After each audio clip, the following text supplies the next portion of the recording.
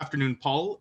You said yesterday wanted to get a practice in for Billy, and he did, obviously. I take it you like what you saw. Can you maybe just take us through the decision to put him in the lineup and how you're going to use him? We felt there was an opportunity based on play of our other guys. Billy had come off the World Junior Championship, so the quarantine we weren't incredibly worried about. We knew he'd been playing at a high level, so that would give him an advantage. He's a good puck mover. You know, we're finding that balance between some size, because we need some size in our lineup, and then we need some puck movement. So Sammy Niku comes out. It's kind of what Sammy does for a living, and Billy will get a chance to go in there and do that. He'll work with Josh. We're interested in, finding the most comfortable righty in that pair. We're not going to ask Logan Stanley to go over and play as offside, or Forbert. They're both decidedly left defensemen as of now, but Josh feels he can play the offside, and so does Billy. So being that it's Billy's first game, we'll just kind of flip them around a little bit, see where they get to in terms of their comfort level, but they'll go with Josh. I'll go next to Ken Weave from Sportsnet. Go ahead, Weave. Small sample, obviously, with limited time seeing him on the ice, but what's the biggest difference you notice about Billy compared to last year, Paul? Oh, I can't answer it, Ken. There isn't enough time, right? So other than, he's a little bigger, he's a little stronger. We haven't had a training camp. We haven't had him on the ice in a full practice, so we probably need to wait till tomorrow to give you a better assessment. We'll go next to Paul Friesen from the Winnipeg Sun. Go ahead, Paul. Paul, they seem like kind of similar players in a lot of ways. Can you compare and contrast Billy and Sammy? You know what, Paul? Not well. I haven't seen them play in NHL games enough. So the things that they do well is they can look past a forechecker and find an outlet, right? They can. It's not rimmed along the boards. They can make a tight area play under traffic. They both get a lot across the blue line exceptionally well. We've seen Sammy Niku get the puck through from the blue line well, and we've seen Billy do it, albeit more at an amateur level in the World Championships, but he did it as well. He can make that play. So what they give up, I don't know what necessarily what separates the two just yet. We'll wait and give them more time.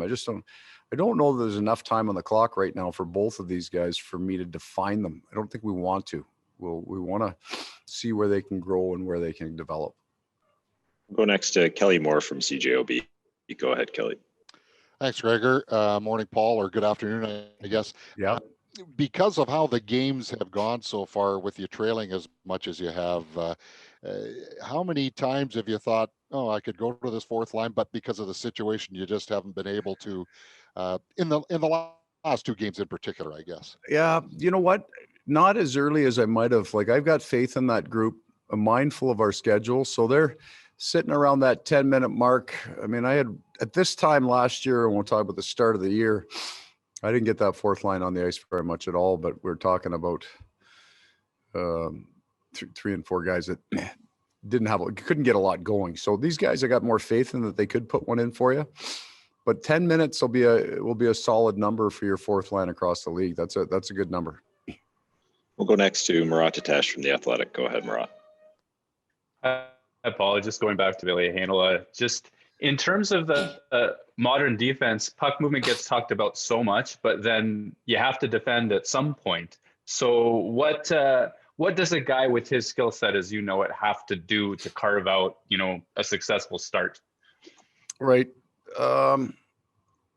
So there's a spectrum of what you're talking about. There's the absolutely pure puck moving offensive defenseman that can't defend a lick, and then there's the prototypically big, heavy fella that's never going to get a point, but he's just really hard to play against. So if you're going to be at one of the two ends of those extreme, you got to be really, really good at that. And then everything else is just along that spectrum. We think that, we've got a couple of really good puck moving young defensemen there. They've got to be able to touch the puck first. So the question, maybe I'll answer it this way. What was the difference between Josh Morrissey not playing in the league and then Josh playing in the league? The ability to get the puck off the wall in his own end and put it on somebody's tape. So starting a play, and then he has to be just good enough at defending, right? He is going to get muscled to the net times. He's going to have to learn how to box out inside, or maybe just front pucks and knock pucks down. Maybe I'll use this kind of analogy in that two players can accomplish the exact same thing in totally different ways. I realize this is probably not an analogy, but the Adam Lowry and Nick Ehlers on the forecheck, they just got to get the puck stopped. Adam might put the guy on his butt. Nicky might strip him from the puck. It's the accomplishment the same. So a smaller, skilled puck-moving defenseman, he's selling that, so he's got to be able to move the puck. And all I need to do is make sure that he can control the front of the net and know where his man is. He doesn't have to be knocking guys down to get it, but using that skill set to vent. We'll go next to Brian Munns from TSN 1290. Go ahead, Munnsy. Paul, just some housekeeping, I guess, with us not being in Ottawa with you, obviously. No Patrick Laine tonight, correct? Correct. For Kyle Connor and your forward lines, how will you start the game, or can you share that with us? Yeah.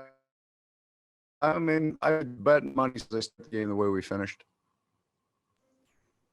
And we'll go next to Scott Billick. Go ahead, Scott. Good morning, Paul. Thanks for doing this. I'm trying to fit in sort of two questions here. Is Kristian Vesalainen in the lineup? And then I'm just wondering about Sammy. You kind of described a couple things earlier about a defenseman not being able to play defense, and it's Sammy's job or something, or to come in and out of the lineup. But is Sammy just? Is it not? I guess what's the reason for him coming out over maybe a Logan Stanley? Just trying to see why you would, what the reason for it. Yeah, I liked Logan's game better. I mean, I think Sammy has a certain skill set that he needs to employ. I don't think it's been there for him. Logan's got a certain, they're different players, but I like where Logan's at. I like what he brings that we can use. I just didn't love Sammy's game. I mean, there's technical parts to that and there's mistakes, but there's still got lots of faith in the young man. But he's a puck mover, and so is Villy. And we think Dylan Sandberg is as well in parts of his game. But if you're not at the top part of your game, we don't have a lot of time to wait, right? So we've got to get going. And Vess is not in the lineup. And we'll go next to Ken Weeb. Go ahead, Weaver. Well, just in going through the tape, I mean, what are the biggest benefits to playing game 2 of this 3-game mini series? Well, the areas that we think we can get better at are fixable, and we're working on these starts here to get out of the gate a little bit stronger and a little better puck support. So we're hoping that our first period last game was a function of back-to-back nights and them being pretty jacked up. They will be again tonight. They aren't going to suffer their losses. Their losses aren't going to knock them down. They're going to be real happy about the way they played, put 40 shots on us. So we know that they're going to come hard, but we were a much better team after a few changes to our game.